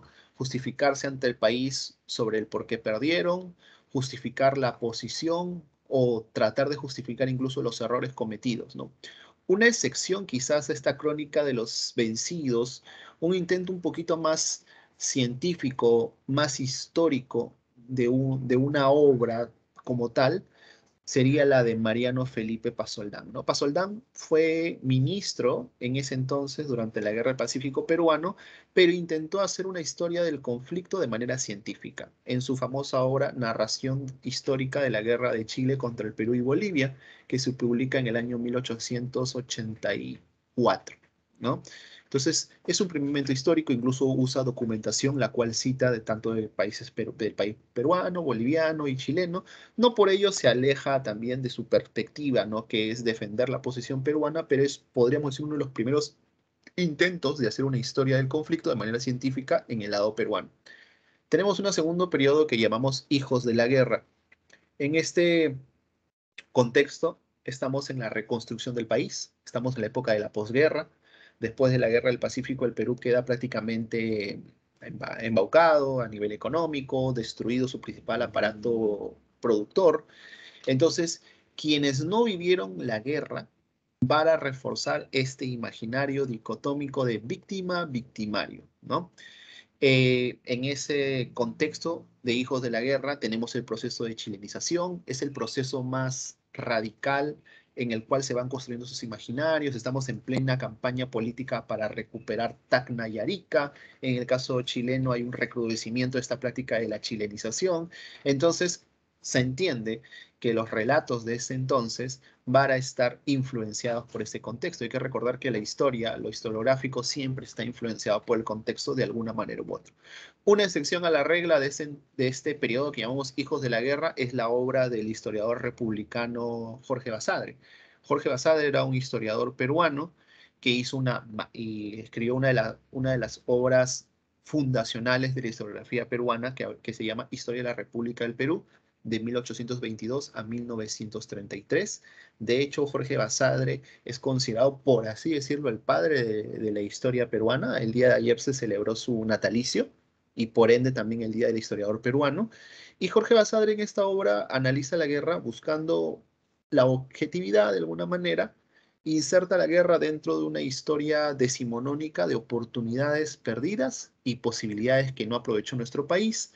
La guerra del Pacífico para Jorge Basadre la habíamos perdido incluso antes de que empezara en 1879 con las diferencias sociales, la discriminación, el racismo, las diferencias políticas, el caudillismo que había en el Perú, el desorden económico, etcétera, ¿no? Entonces, es un segundo momento y una obra que incluso hasta el día de hoy tiene un impacto en la historiografía peruana, ¿no? No es una obra exclusiva sobre la Guerra del Pacífico. Jorge Basadre se da un periodo de larga duración de 1822, con el cual nace la República Peruana, hasta 1933. Son más de 14 tomos de historia peruana y en uno de ellos analiza lo que es la Guerra del Pacífico, ¿no? Avanzando un poco con la historiografía, tenemos luego la época que llamamos la Nueva Historia. Estamos hablando de los años 60, 70, en los cuales hay un análisis bastante dependentista, es una historiografía muy influenciada por el marxismo, con un enfoque más economicista y sociológico de la historia, ¿no? En ese contexto, la Guerra del Pacífico, por ejemplo, va a ser abordada de una perspectiva más económica, una perspectiva más vinculada a la dependencia económica que tenía el país de las potencias imperialistas como Inglaterra, Estados Unidos, etcétera, ¿no? Y ejemplo de ellos tenemos las obras, por ejemplo, de Heraclio Bonilla, que habla sobre un siglo a la deriva, ensayo sobre el Perú, Bolivia y la guerra, ¿no? Yepes del Castillo, Julio Kotler, ¿no? Que tienen esta mirada, ¿no? Esta mirada más dependentista sobre la historia peruana, ¿no? Un hecho importante será el centenario de la Guerra del Pacífico. En el año 1979 se celebraban o se conmemoraban 100 años de la guerra. Entonces, en ese contexto, y estamos dentro de un gobierno militar, una dictadura militar, se va a profundizar perdón, oficialista de fuerte contenido nacionalista, ¿no? Se va a reimprimir muchas obras de la época de la Guerra del Pacífico, memorias personales, se van a imprimir una serie de tratados, una serie de eventos económicos, simposios, donde van a participar diferentes historiadores para hablar sobre la guerra.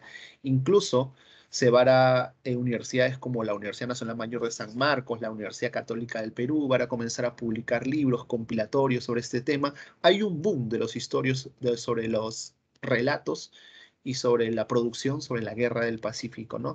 Lo que yo resaltaría más de este periodo, perdón, es, por ejemplo, el debate que hay en torno a nación y nacionalismo, ¿no?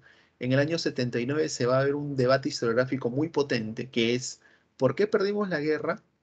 Y si realmente la masa indígena, que era la gran mayoría en la época de la Guerra del Pacífico, tenía o no tenía una noción de patria, ¿no? Y es que en muchos relatos de la Guerra del Pacífico se afirma que muchos indígenas fueron llevados a la fuerza a participar en la guerra y que en algunos momentos ellos se escapan, ¿no? Y buscan huir de ese contexto, ¿no? Y hay un debate muy fuerte sobre nación y nacionalismo y destaca en este debate Nelson Manrique, que es un historiador peruano, Heraclio Bonilla, que es un historiador peruano, y Florencia Malón, que incluso me imagino que la deben conocer, tiene un libro sobre México y sobre Perú, efectivamente, hablando sobre nación y nacionalismo, ¿no? Hay todo un conflicto entre nacionalismo, hubo identidad nacional, no hubo identidad nacional, cuáles son las causas de esta identidad nacional, etcétera. El giro historiográfico a partir de los años 90. En los años 90 se van a profundizar nuevos relatos, nuevos abordajes en torno a la guerra desde el aspecto internacional, de los aspectos de los personajes políticos como García Calderón, Nicolás de Piérola, Miguel Iglesias, instituciones como el Congreso de la República, todos personajes de la guerra, ¿no? Acercándonos ya a la parte última historiográfica, tenemos el giro binacional en torno a la guerra. Eso se da a partir del año 2000, ¿no? Eh, Cuando hablamos de giro binacional, hablamos de la apertura a nuevos enfoques teóricos y metodológicos que aborden la guerra del Pacífico y también hechos no vinculados a la guerra del Pacífico.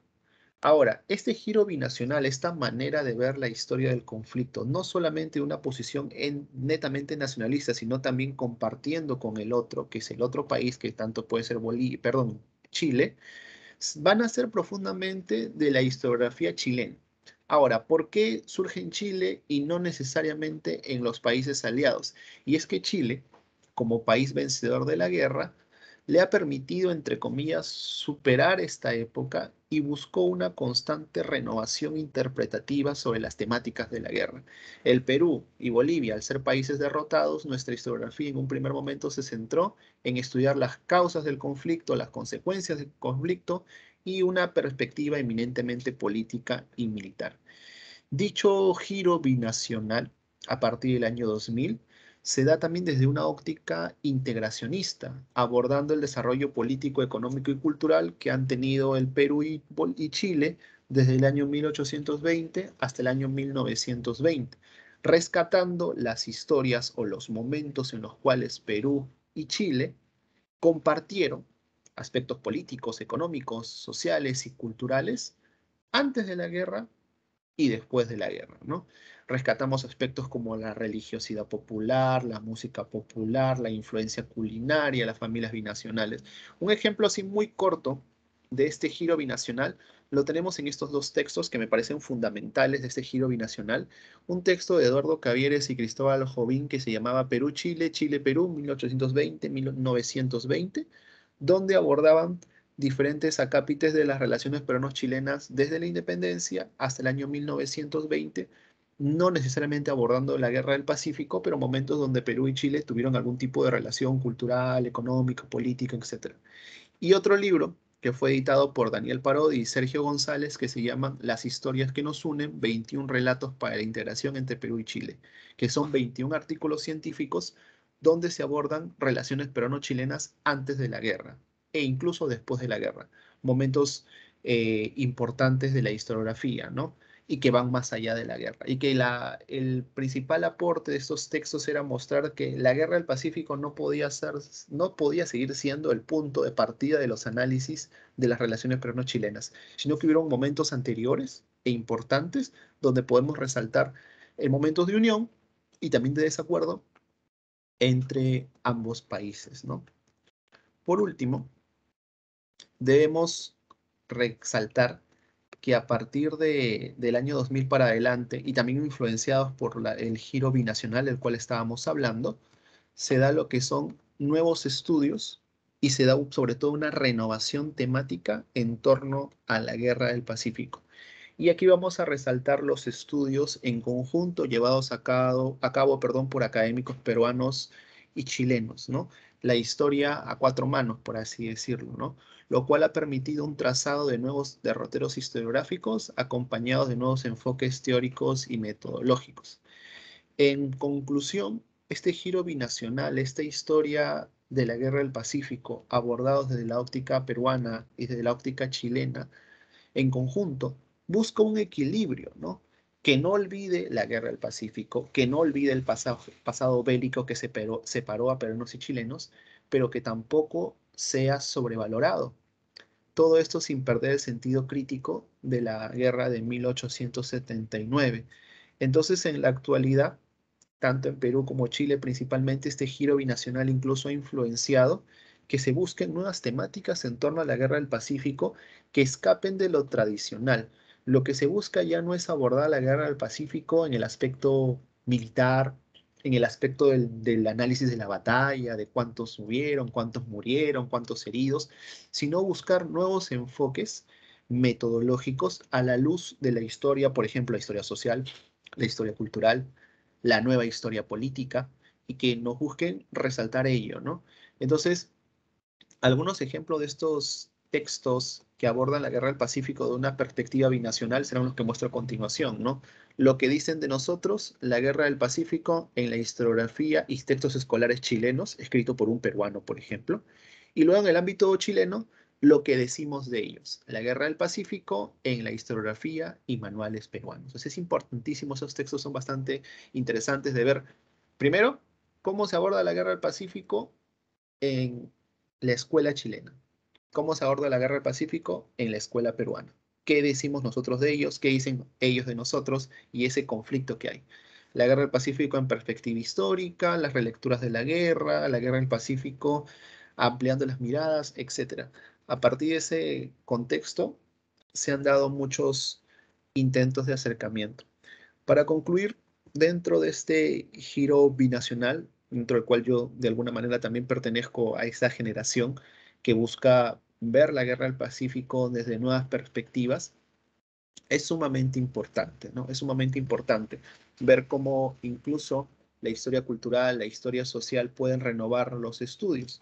Particularmente, por ejemplo, sobre lo que yo he trabajado en torno a la Guerra del Pacífico, para dar unos ejemplos en torno a esta renovación temática, ha sido lo siguiente. En algún momento, por ejemplo, he trabajado el rol de los médicos peruanos y bolivianos en la Guerra del Pacífico, ¿no? Un aspecto que no había sido muy abordado, excepción por un trabajo, ¿no? Y es ver no al héroe principal, no a los héroes tradicionales, no a los héroes nacionales, perdón, no a los jefes políticos militares, sino ver la perspectiva de los médicos en una guerra, ¿no? Ver la violencia que se da en el conflicto, ver los testimonios de estas personas, ver este acontecimiento. Después, en otro trabajo abordé, por ejemplo, la perspectiva del soldado indígena en la campaña del sur, que es una campaña particular de la Guerra del Pacífico.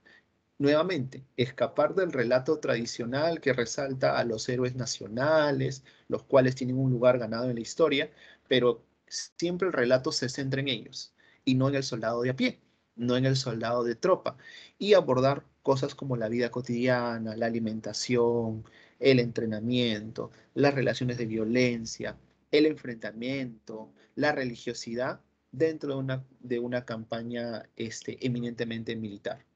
También abordé yo el caso chileno de una campaña también de la Guerra del Pacífico que se llamó la campaña de resistencia, donde los chilenos llegaron a territorio peruano y no la pasaron tan bien. Y lo mismo, abordar desde el ámbito del soldado de tropa, hechos como la vida cotidiana, hechos como la violencia que se da en el conflicto, entre otras cosas. En conclusión, si vemos la temática que hemos abordado en esta charla, la Guerra del Pacífico, que es un hecho que pasó hace más de 140 años, todavía tiene un impacto entre las relaciones interestatales de Perú, Bolivia y Chile, ¿no? Dentro de estas relaciones interestatales vemos influenciados en ámbitos económicos, políticos, sociales, culturales, hasta de farándula, por así decirlo. Por otro lado, vemos que estos imaginarios dicotómicos de peruano bueno pero vencido, chileno malo pero vencedor, este imaginario de víctima, victimario, este imaginario de el agresor y el agredido, este imaginario de que la política chilena y los chilenos están constantemente en conspiración contra peruanos y bolivianos y que los peruanos y bolivianos somos de alguna manera víctimas de esta política chilena, se creó o de alguna manera surgió con mayor fuerza durante la posguerra, ¿no? Durante la Guerra del Pacífico, principalmente en los años 20, y que todavía tienen una marcada influencia en la memoria colectiva de las sociedades tanto peruano y boliviano. Ahora, para que se mantenga esta memoria colectiva, también tienen un papel muy importante las políticas de los países, tanto como de la prensa. Si vemos del ámbito de la prensa, lo acabamos de ver con algunas portadas de los libros, de los diarios. Si lo vemos desde la perspectiva de la política, lo vemos del ámbito de los gobiernos y también podríamos decir de la política educativa, ¿no? Qué es lo que se escribe y qué es lo que se enseña en las escuelas peruanas, bolivianas y chilenas. Porque principalmente nosotros, bueno, ustedes que se están formando para historiadores, nosotros que somos historiadores de alguna manera, sabemos que muchas veces lo que escribimos en la academia, charlas como esta que estamos hablando, conversando, discutiendo, escribiendo un paper, publicándolo, no necesariamente se condice con lo que llega a la escuela. Entonces, habría que ver qué tanto de todo lo producido en torno a los estudios binacionales, esos nuevos enfoques de la guerra, está llegando realmente a la población, al ciudadano de a pie, para que cambie esta memoria colectiva, esta memoria un poco sesgada y nacionalista, chauvinista sobre la guerra, ¿no? Entonces, eso es interesante, ¿no? En el ámbito de la historiografía boliviana, en realidad, en las escuelas no ha cambiado mucho. El enfoque educativo boliviano sigue primando una visión en la cual Chile es un país agresor y que se espera la reivindicación del mar por una política eminentemente nacionalista. En el caso peruano y chileno ha cambiado un poco. Si revisamos los textos educativos peruanos, ha cambiado la visión. Ya no hay una visión netamente nacionalista, sino ver la guerra del Pacífico como un asunto importante, como un asunto crítico para la nación peruana.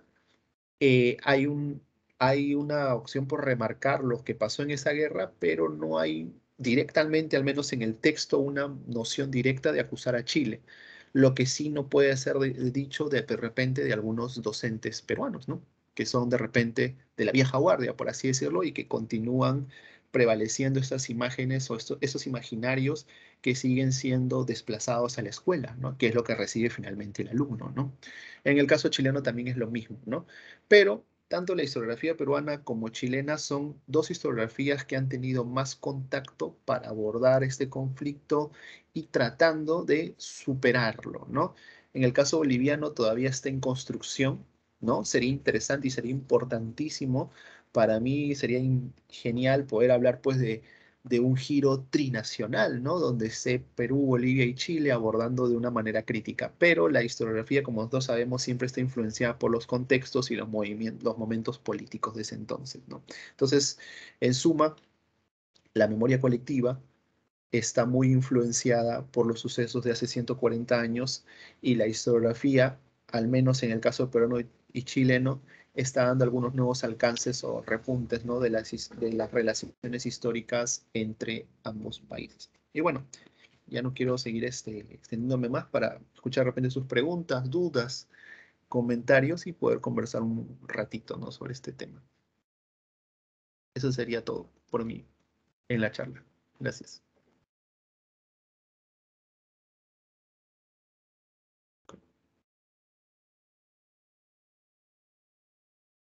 Bien, gracias, Aramis. Muy interesante Yo creo que se está viciando un poquito. Ya silenciaste tu micrófono, Aramis. Dime. Que si puedes silenciar tu micrófono para que no escuches ahí el eco. Ok, gracias. Y ahorita lo vuelves a abrir, obviamente. La idea es que sigamos o que comencemos un diálogo. Como verán, es un tema, la Guerra del Pacífico, aparentemente solo del siglo XIX, que se queda en el siglo XIX, que se puede quedar en Perú, y en Chile, y en Bolivia, y en una batalla naval o en una batalla terrestre por cuestiones económicas, la frontera se modificó y hasta ahí. Eso como información, evidentemente, pues sí, llega y nutre el bagaje histórico que tenemos, el conocimiento, o en la profundización de algún conocimiento de la historia de América Latina.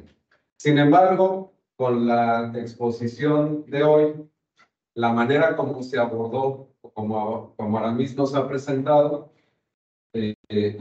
la noción de historia trasciende al evento militar y político y geopolítico. ¿Sí? Con estos ejemplos, con estos ires y venires, con este posicionamiento desde nuestro presente, regresar a ciertos antecedentes, incluso anteriores a las independencias, pues nos da mayores elementos, no solamente para explicar la guerra, sino para interesarnos en el conflicto mismo. ¿Sí? Es una manera de observar la historia de otra manera, no solamente como una cuestión informativa, sino también más comprensiva y más explicativa. Y sumado a ello, la cuestión historiográfica, como ya les he insistido y se lo seguiré insistiendo, es fundamental para entender qué se ha escrito, cómo se ha escrito, desde dónde se ha escrito, por qué se ha escrito de esa manera. Y es algo que no finaliza, o sea, no tiene un final, es constante renovación historiográfica, y eso no quiere decir que todos los historiadores estén trepados al barco o al tren de la guerra, sino que hay muchos que se pueden quedar ahí y de una manera todos se siguen observando la guerra, pero sí es importante observar que nuevas generaciones, y bueno, Aramis forma parte de ello, ha buscado renovar o revitalizar, incorporar nuevos actores, nuevas preguntas en ese marco bélico de la Guerra del Pacífico.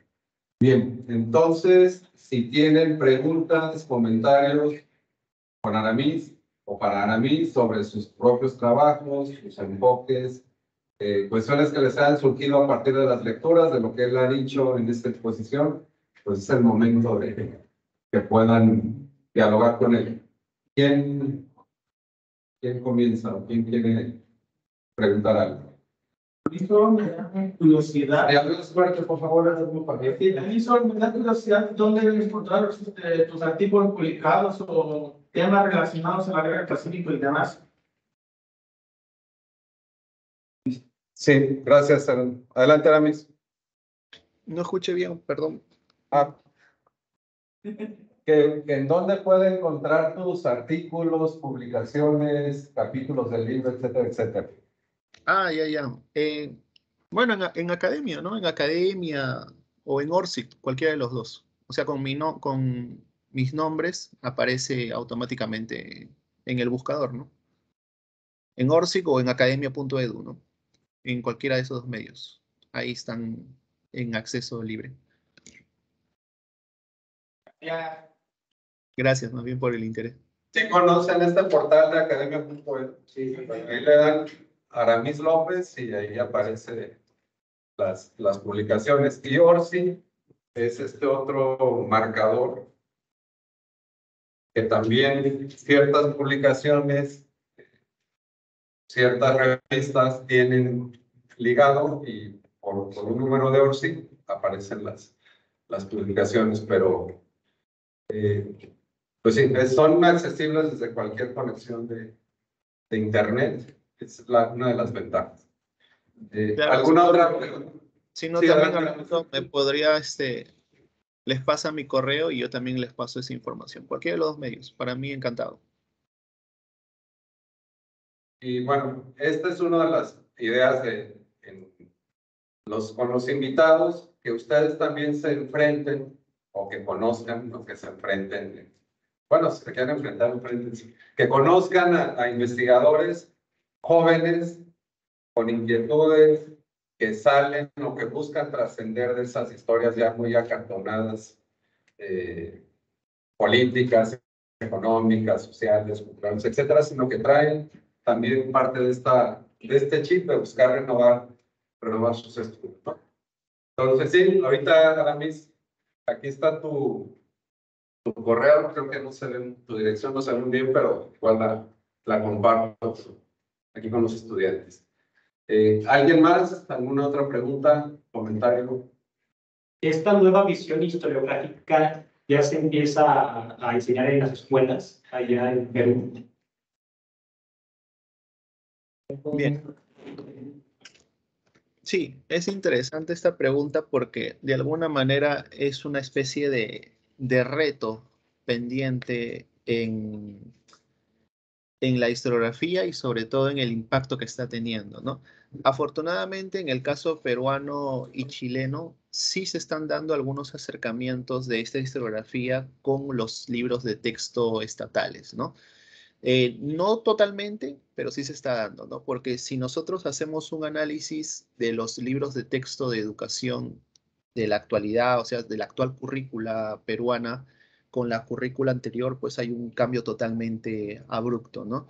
En los textos anteriores a la currícula actual siempre se profundizaba o se remarcaba demasiado dentro de las causas de la guerra al expansionismo chileno y se afirmaba que Chile se estaba preparando con mucha antelación para la guerra y esperaba el momento preciso para que se desencadene y arrebatarnos el territorio.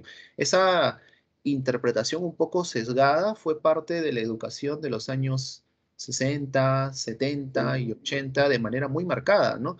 Y muchos docentes o educadores de ese entonces que se formaron en esa época todavía están presentes en las escuelas, ¿no?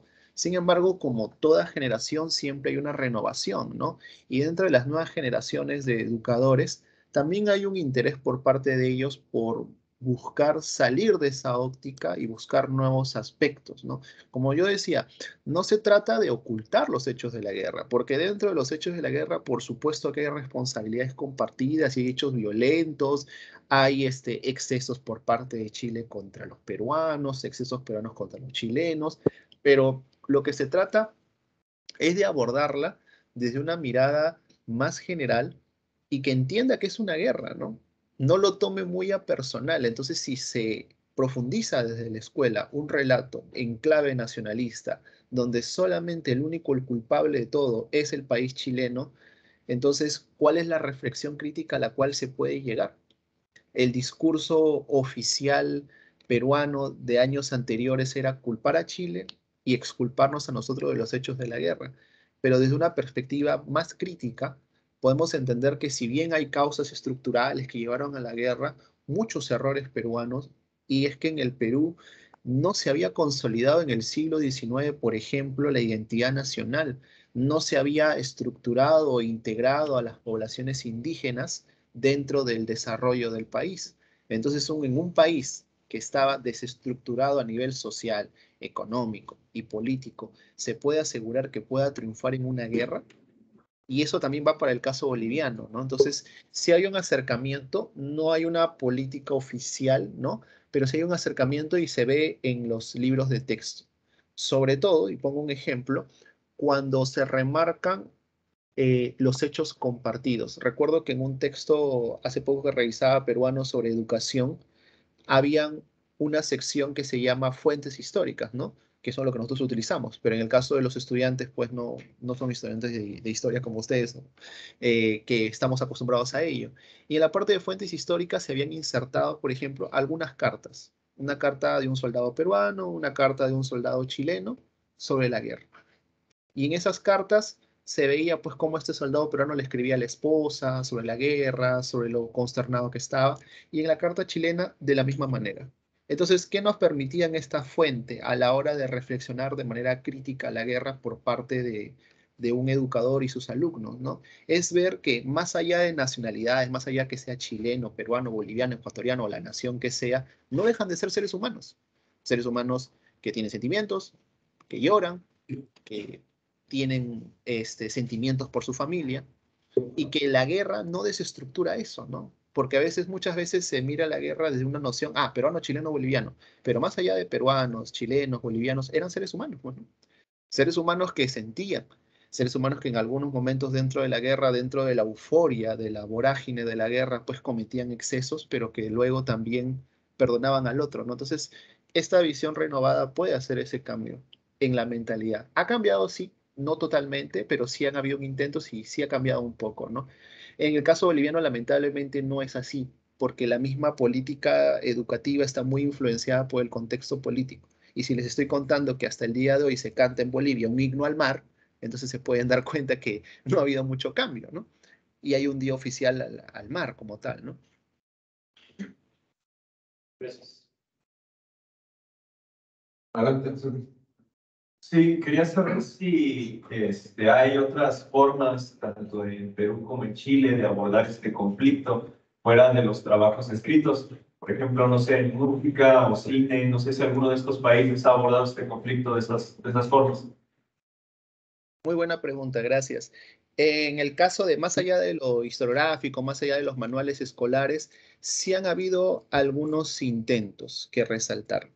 Yo voy a resaltar uno que es desde el aspecto educativo principalmente, y que me pareció muy interesante porque la propuesta no salió por parte de los historiadores. De hecho, yo me sumé, pero no salió parte de, entre comillas, la academia, ¿no? Que estamos acostumbrados, sino salió por parte de educadores peruanos, chilenos y bolivianos, que fue un proyecto educativo que se llamó AINI Educativo. AINI como sinónimo de colaboración, que es una palabra quechua. Y en el AINI Educativo, un docente peruano llamado Freddy Liñán hizo un intento de abordar la guerra del Pacífico desde las escuelas peruanos, chilenos y bolivianas. Primero, haciendo que sus estudiantes en un año comenzaran a revisar constantemente fuentes históricas, historiografía peruana, todos los temas, prepararlos y luego que ellos den pequeñas ponencias de 15 a 20 minutos sobre los temas de que ellos preferían compartir. De la misma manera se hacía en Chile y de la misma manera se hacía en Bolivia. Y luego, en un día determinado, se hizo una especie de coloquio donde participaron estudiantes de secundaria, o sea, de pregrado, no estamos hablando de estudiantes universitarios, peruanos, bolivianos y chilenos, y cada uno de ellos compartió sus interpretaciones sobre la guerra, desde las causas, las consecuencias y el impacto. Y el resultado fue bastante bueno. Y fue bastante importante, ¿por qué? Porque los docentes de estos tres países que se ven encargados de formar parte de este proyecto compartían una visión, si bien integracionista, pero no alejada desde su nacionalidad, ¿no? La docente boliviana consideraba pues que la guerra del Pacífico era una tragedia para su país. Ella también consideraba que deberían tener una salida soberana al mar, pero no consideraba azuzar en sus estudiantes un sentimiento revanchista. Entonces, cuando se dio este intercambio, en el caso de Chile fue por vía virtual, fue bastante interesante, ¿no? Porque los estudiantes de los 3 países se dieron cuenta de diferentes visiones sobre un conflicto a nivel económico, político, etcétera, ¿no? Fue bastante interesante. Tan es así que se hizo una segunda edición e incluso vinieron estudiantes bolivianos a Lima, ¿no? Vinieron de manera presencial. Y también vinieron algunos estudiantes chilenos de manera presencial. Entonces, para mí, uno de los últimos intentos, y más allá de que haya nacido por parte de la academia, de los historiadores, me pareció muy buena la iniciativa desde el ámbito de la educación, ¿no? De esos 3 países. A nivel de cine, de cultura, no he visto tanto de alguna manera. Lo que sí he visto es de que también dentro del cine hay una óptica por abordar los temas un poco más saliendo del contexto de la guerra, pero sí me parece importante esta iniciativa, al menos que yo la conozco de primera mano, que es la iniciativa del AINE Educativo, ¿no? Una iniciativa eminentemente educativa, y que por qué no se debería replicar, e incluso el Ministerio de Educación, pero no le puso mucho atención, porque le parecía un piloto muy importante, ¿no? Y qué interesante sería si así como se hace un intercambio entre escuelas peruanas, bolivianas y chilenas en torno a un tema de la guerra, ¿por qué no también hacer una especie de historia compartida o una especie de comparación de las currículas escolares tanto de Perú, Bolivia y Chile, ¿no? Sería estupendo, ¿no? Pero también hay, nuevamente, se está enmarcado a las políticas nacionales de los países, ¿no? Y eso ya es un ámbito en el cual no se puede asegurar al 100% qué es lo que se va a hacer, ¿no? Ya depende de los países, depende de las voluntades, el cambio de gobierno, la política del país, la política de los ministerios. Ya es una cuestión política eminentemente que ya escapa, ¿no? De las manos, ¿no? Gracias. ¿Quién más? Aquí enfrente. Perdón, adelante, Blanca Melchor. Fuerte, está fuerte, porque yo no pues. A mí me llamó mucho la atención el texto que enviaste sobre el ciberlugar de la memoria. Y ahí me hace una pregunta, ¿cómo surgió esta inquietud de acercarse a de acercarte a los medios de comunicación, específicamente a los tecnológicos? ¿Y cómo validas esta información que encuentras en ellos? Porque pues académicamente hablando como que no está bien visto el tomar información el ejemplo que decía aquí de YouTube, los comentarios y todo esto. Entonces, ¿cómo Bueno, validar? particularmente aclarar que ese texto no es mío, es un texto que le di a Armando de otro historiador para que lo puedan revisar, que es de Paul Drinot. Pero leyendo el texto podemos dar algunas referencias, y casualmente el propósito de compartir ese texto para poder analizarlo dentro de esta sesión precisamente fue por ello, ¿no?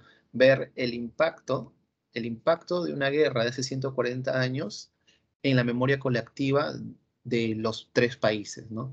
Particularmente ese texto de Paul Drinot es ver ello, ¿no? Y particularmente yo también comparto esa visión, ¿no? Y no nos habíamos imaginado, o al menos yo no había visto, ¿no?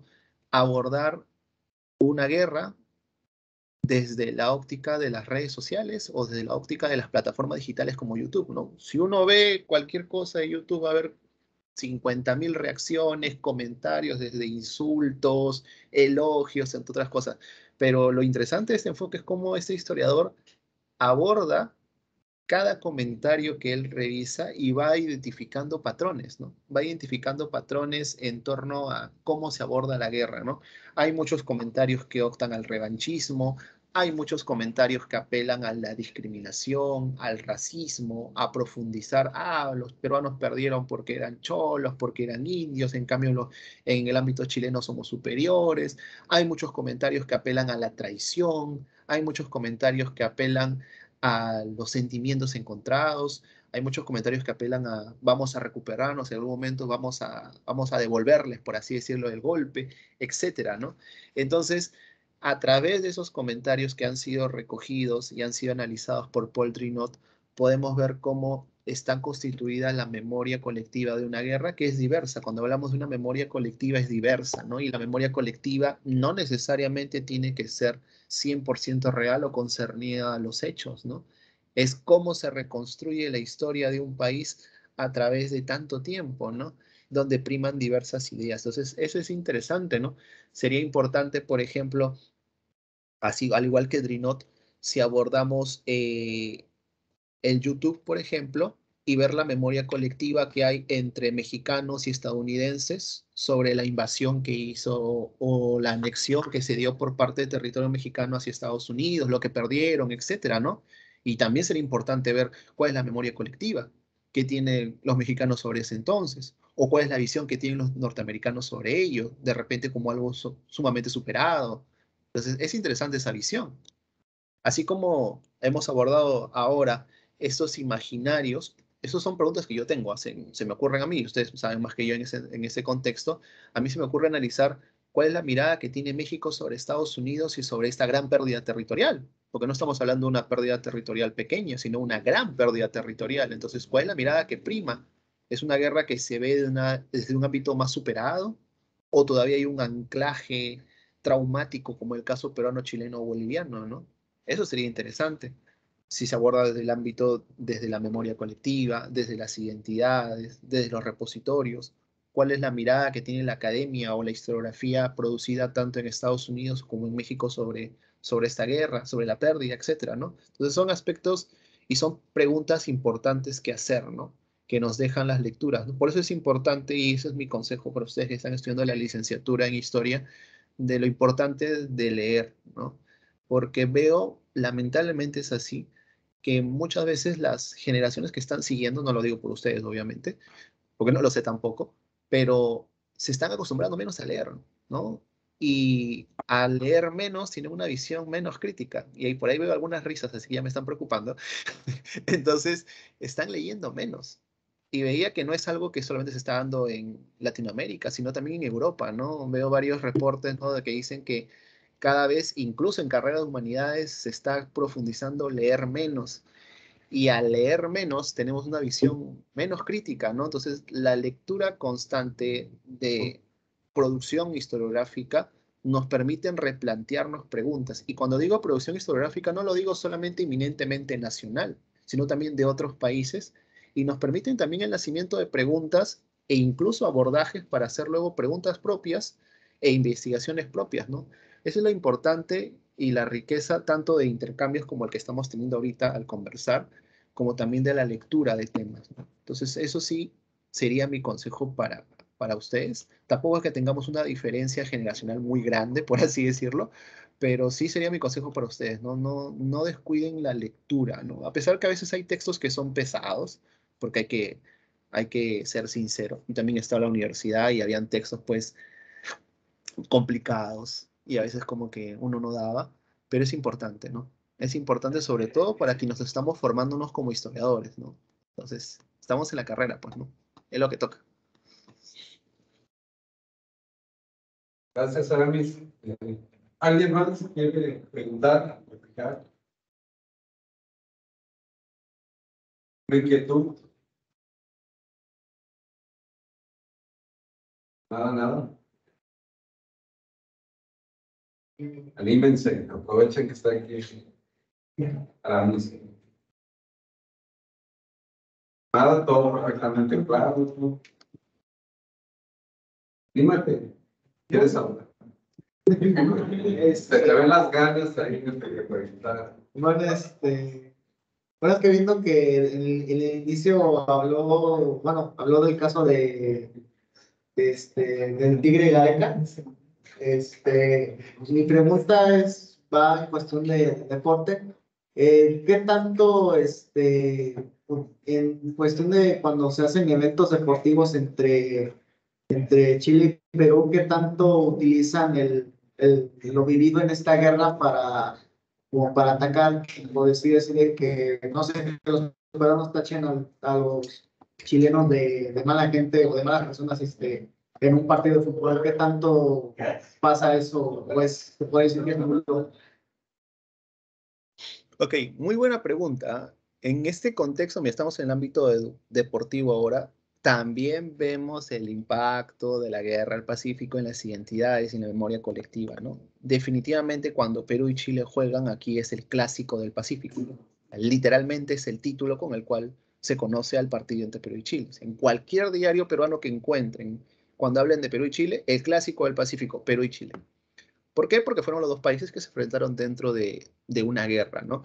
Ahora, sobre cómo es recordado, cuál es la reacción frente a estos eventos deportivos, ya pues ustedes deben imaginarse cómo es, ¿no? Entonces, una cosa es que, no sé, perdamos un partido con México, con Ecuador, con el país que sea, pero perder con Chile es una afrenta nacional, ¿no?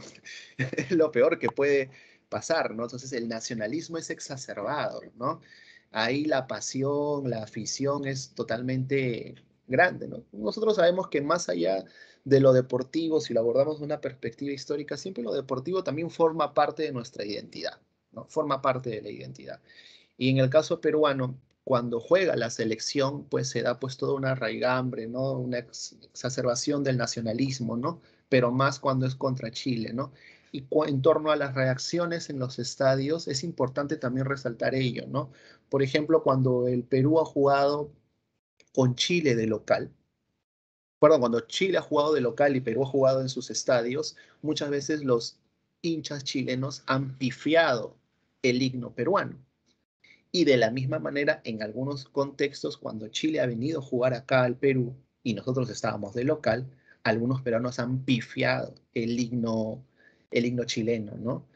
Entonces, hay todavía este tipo de reacciones, ¿no? Este tipo de sentimientos encontrados cuando juegan. Y ponía el ejemplo yo del Tigre Gareca por ello, ¿no? Porque aquí el Tigre Gareca era amado hasta nomás, un poco más si se le declara un santo nacional, un héroe nacional más, hubieran caricaturas que lo ponían a la altura de héroes nacionales, ¿no? Porque había logrado lo impensable en el Perú, 36 años sin ir al Mundial, ¿no? Entonces, hasta la nacionalidad se le quiso dar y todo. Que por problemas X que ya van en el ámbito deportivo lo perdimos, pero por un problema ni siquiera no tiene que ver Gareca, un problema netamente peruano, ¿no? Entonces, cuando se da la noticia de que estaba en conversaciones como con la selección chilena, ya habían algunas reacciones por parte de los peruanos, ¿no? En redes sociales, personalidades deportivas, ¿no? Que criticaban esto. Pero cuando se dio la noticia final de que ya había firmado, de que era parte como director técnico de la parte de Chile, pues imagínense la reacción nacionalista que hubo, ¿no? De que era impensable, ¿no? O sea, habían dos partes, una parte que lo culpaba y otra parte que decía, me duele, pero te tengo respeto por lo que hiciste, ¿no? Me duele, pero no llevaste al mundial, ¿no? Entonces, es importante eso. Ahora, un hecho que me estaba olvidando en el ámbito deportivo también es, y alguna vez lo hablábamos con Armando, de que los chilenos en general, y esto no es producto a que nosotros tengamos una visión antichilena, sino que en el ámbito deportivo, creo que algunos, los que conocen deporte pueden saber más que yo en ese aspecto, no están bien vistos en el ámbito de la afición, de los jugadores, la selección. Se han caracterizado por ser más soberbios en el juego. Y la soberbia ha llevado a que los imaginarios que ya se tenían de la guerra se vean profundizados, ¿no? Sobre todo sobre sus jugadores de selección, ¿no? Voy a poner un ejemplo.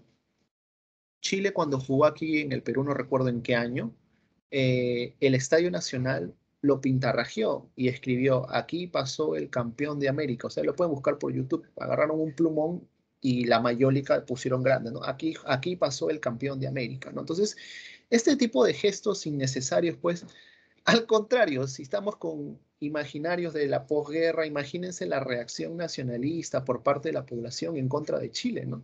Representada por una selección que de alguna manera no tiene por qué representar a toda su nación, pero en el ámbito deportivo es así, optamos por la generalización, ¿no? Y es algo que siempre se ha dado, ¿no? Incluso los memes cuando se jugaban los mundiales, ¿no? O cuando decían, ojalá ahora hoy día todos somos tal país cuando van a eliminar a Chile de tal partido, ¿no? Y varios países se unen. Para terminar, la pregunta muy interesante que había hecho su compañero, cuando me decía sobre cuál era la reacción, yo decía que el clásico del Pacífico era entre Perú y Chile. Pero ¿cuál es lo curioso? Que si le preguntamos a un ecuatoriano cuál es el clásico del Pacífico, ellos van a decir que es con el Perú. ¿Por qué? Y acá viene la reacción y la reflexión. El país con el cual más hemos tenido guerras, en el caso peruano, es con Ecuador. Y no estamos hablando de una, ni de dos, ni de tres, estamos hablando más de 10. Pero sin embargo, como son guerras que el 90%, por así decirlo, las ganamos, para nosotros es una fase superada. No tenemos un recuerdo traumático sobre ello. Con quien sí tenemos es con Chile, porque la perdimos. Pero desde la óptica ecuatoriana, sí recuerdan mucho las pérdidas y las derrotas que han tenido con el Perú.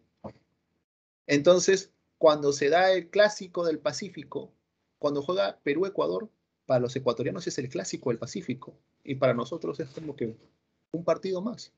Entonces, hay ver las diferentes miradas, ¿no? Cuando es el país que gana la guerra, como que de alguna manera hay una fase de superación y no mirar más allá de esa guerra. Pero cuando es un país que pierde la guerra, sí hay una mirada un poco más anclada en el pasado, ¿no? Y eso ha pasado, y eso se ha dado en Perú, Bolivia y Chile, efectivamente, ¿no? Eso es un dato curioso, ¿no? Para los ecuatorianos es el clásico, para nosotros es un partido más, por ejemplo, ¿no? Entonces es interesante. Para los bolivianos, obviamente, el clásico es Chile-Bolivia. Para nosotros solamente es con Chile, ¿no? Y para los ecuatorianos su clásico es con nosotros. Interesante esa mirada, ¿no? ¿Alguien más? Bueno, ahora mismo, pues, por más que ruego, no, ya no hay más preguntas.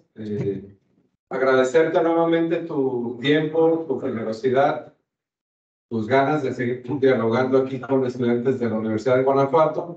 Y pues les voy a compartir tu correo electrónico por si hay algún interés específico que te puedan escribir, pues ya lo sabes. Sí, claro, no hay ningún problema. Cualquier cosita que me escriban o me busquen y con gusto desde aquí. Bueno, pues te agradecemos nuevamente y pues nos despedimos con un aplauso, ¿no?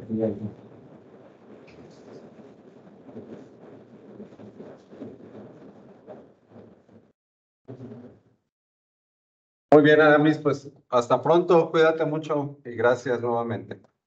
Cuídate, Armando, cuídense, Voy a, chicos. voy a detener la grabación y